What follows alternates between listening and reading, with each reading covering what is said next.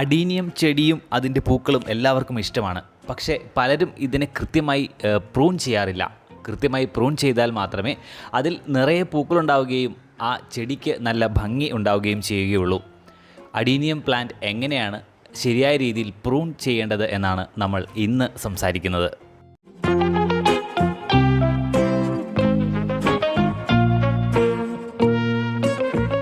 Adenium plant prune ചെയ്യേണ്ടത് ഇതിൽ പൂക്കൾ ഉണ്ടായി ആ പൂക്കൾ കൊഴിഞ്ഞു പോയ ഉടനെയാണ് നമ്മൾ എല്ലാ അഡീനിയം പ്ലാന്റുകളും പ്രൂൺ ചെയ്യേണ്ടത്. അഡീനിയം പ്ലാന്റ് പ്രൂൺ ചെയ്യുന്നതിനായിട്ട് നമ്മുടെ കയ്യിൽ ഒരു പുതിയ ബ്ലേഡ് ഉണ്ടായിരിക്കുക. ഇനി ബ്ലേഡല്ല എന്നുണ്ടെങ്കിൽ പ്രൂണിങ് സിസേഴ്സോ പ്രൂണിങ് നൈഫ്സ് ഒക്കെ നമുക്ക് യൂസ് ചെയ്യാം. ഏതായിരുന്നാലും നമ്മൾ ആദ്യമേ ഇതിനെ ഒന്ന് സാനിറ്റൈസർ ഉപയോഗിച്ച് ഒന്ന് ക്ലീൻ ചെയ്തതിന് ശേഷം വേണം ഇത് നമ്മൾ മുറിക്കാനായിട്ട് ആദ്യം നമ്മൾ ചെയ്യേണ്ടത് നിലത്ത് നിന്ന്, അതായത് അതിൻ്റെ ചുവട്ടിൽ നിന്നും ഏകദേശം ഒരു 4 ഇഞ്ച് ഉയരത്തിൽ, എന്നുവെച്ചാൽ നമ്മളുടെ ഒരു വലിയ ആളുടെ കൈപ്പത്തിയുടെ ചെരിച്ച് വയ്ക്കുമ്പോഴുള്ള ആ ഹൈറ്റ്, ഏകദേശം 4 ഇഞ്ച് ഹൈറ്റിൽ ഇതിനെ ഈ നല്ല മൂർച്ചയുള്ള എന്ത് ഉപകരണമാണോ അതുകൊണ്ട് കട്ട് ചെയ്യുക. ഈ കട്ട് ചെയ്ത ഭാഗത്ത് അഡീനിയം പ്ലാന്റ് കേടുവരാനും നമ്മുടെ പ്ലാന്റ് തന്നെ ചീഞ്ഞു പോകാനും സാധ്യതയുണ്ട്. ഇത് തടയാനായിട്ട് നമ്മുടെ മുന്നിൽ 3 മാർഗ്ഗങ്ങളാണുള്ളത്.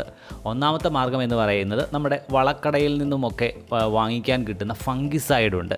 ഈ ഫംഗിസൈഡ് അവിടെ തേച്ച് കൊടുക്കുക എന്നുള്ളതാണ് ഒന്നാമത്തെ ഓപ്ഷൻ. രണ്ടാമത്തെ ഓപ്ഷൻ എന്ന് പറയുന്നത് മെഴുകുതിരി ഉരുക്കി ആ പ്രതലത്തിൽ ഒട്ടും സ്പേസ് ഫ്രീ ആയിട്ട് കിടക്കാത്ത രീതിയിൽ ഫുള്ളായി കവർ ചെയ്യുന്ന രീതിയിൽ മെഴുകുതിരി ഒഴിച്ച് കൊടുക്കുക എന്നുള്ളതാണ്, ഉരുക്കി ഒഴിച്ച് കൊടുക്കുക.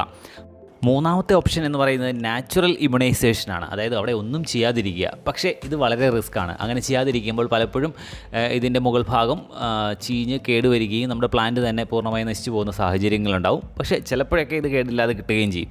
എന്തായാലും അത് റിസ്ക്കാണ്. അത് മൂന്നാമത്തെ ഓപ്ഷൻ ഒഴിവാക്കുന്നതാണ് എപ്പോഴും നല്ലത്. ആദ്യത്തെ 2 ഏതെങ്കിലും ഒരു മെത്തേഡ് ചെയ്യാൻ ശ്രമിക്കുക. നമ്മളിവിടെ എന്തായിരുന്നാലും ഇപ്പോൾ കുറച്ച് ചെടികളേ ഉള്ളൂ, അതുകൊണ്ട് ഞാനിതിന് ഫംഗിസൈഡ് ഒന്നും മേടിക്കാൻ പോയില്ല. നമ്മൾ മെഴുകുതിരി ഒന്ന് ഉരുക്കി ഒഴിച്ച് കൊടുക്കുകയാണ്. ദാ ഇതുപോലെ.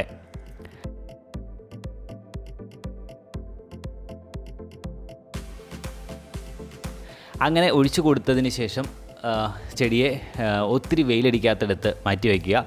ഒരു 1-2 ദിവസങ്ങളിലെങ്കിലും നനച്ചു കൊടുക്കുക. അങ്ങനെ ചെയ്ത് ഒരു 2 ആഴ്ചയ്ക്ക് ശേഷം എന്താണ് സംഭവിക്കുന്നതെന്ന് കാണിച്ചു തരാം. നമ്മൾ പ്രൂൺ ചെയ്തെടുക്കുന്നതിൻ്റെ ആ മുകൾ ഭാഗം, ആ പീസുകൾ നമുക്ക് മറ്റ് ചെടിച്ചട്ടികളിലേക്ക് നട്ട് വെച്ചിട്ടുണ്ടെങ്കിൽ ഇതെല്ലാം വളരെ ഈസി ആയിട്ട് പിടിക്കുകയും നമുക്ക് പുതിയ ചെടിയായിട്ട് വളർത്തിയെടുക്കാവുന്നതുമാണ്. അങ്ങനെ ചെയ്യുമ്പോൾ അത് ഒത്തിരി വെയിലടിക്കില്ലാത്ത, ഒരുപാട് മഴ നനയില്ലാത്ത സ്ഥലങ്ങളിൽ വയ്ക്കാൻ ശ്രമിക്കുക. 2 ആഴ്ചയ്ക്ക് ശേഷം ദാ ഇതുപോലെയായി. അതിന് ചുറ്റും നിറയെ ബ്രാഞ്ചുകൾ ഉണ്ടായേക്കുന്നത് നമുക്ക് കാണാൻ പറ്റും. അപ്പോൾ എന്തായിരുന്നാലും മെഴുകുതിരി ഒഴിച്ച് കൊടുത്തിട്ട് കേടൊന്നും ആകാതെ തന്നെ നമുക്ക് ഞാൻ ചെയ്ത എല്ലാ പ്ലാന്റിലും അതേ രീതിയിൽ തന്നെ ബ്രാഞ്ചുകൾ ഉണ്ടായിട്ടുണ്ട്. കേടുകൾ സംഭവിച്ചിട്ടില്ല. ഇനി നമ്മൾ ചെയ്യേണ്ടത് ഈ ബ്രാഞ്ചുകൾ വളർന്ന് വലുതാവുകയും അതിൽ പൂക്കൾ ഉണ്ടാവുകയും ചെയ്യും. അങ്ങനെ പൂക്കളുണ്ടായി ആ പൂക്കൾ കൊഴിഞ്ഞു പോയതിന് ശേഷം വീണ്ടും ഈ ഓരോ ബ്രാഞ്ചിലും നമ്മളിപ്പോൾ ചെയ്ത പോലെ വീണ്ടും കട്ട് ചെയ്ത് കൊടുത്ത് അവിടെ ഫംഗിസൈഡ് തേക്കുകയോ ഇതുപോലെ മെഴുകുതിരി ഒഴിച്ചു കൊടുക്കുകയോ ചെയ്ത് വീണ്ടും പ്രൂൺ ചെയ്യണം. അപ്പോൾ ആ ഓരോ ബ്രാഞ്ചിൽ നിന്നും വീണ്ടും പുതിയ ബ്രാഞ്ചുകൾ ഉണ്ടാവുകയും അങ്ങനെ നമ്മളുടെ ഈ അഡീനിയം പ്ലാന്റ് വളരെ ഭംഗിയുള്ള, വളരെ വലിയ, ഒരുപാട് ബ്രാഞ്ചുകളുള്ള ഒരു ചെടിയായി മാറും. അപ്പോൾ എല്ലാവരും ഇതൊന്ന് ശ്രമിച്ചു നോക്കുക. നിങ്ങളുടെ അഡീനിയം പ്ലാന്റ് ഏത് രൂപത്തിലായി ഈ രീതിയിൽ ചെയ്തിട്ട് എന്നുള്ളതും നിങ്ങളുടെ അഭിപ്രായങ്ങളും വീഡിയോയ്ക്ക് താഴെ കമൻ്റായിട്ട് അറിയിക്കുക. താങ്ക്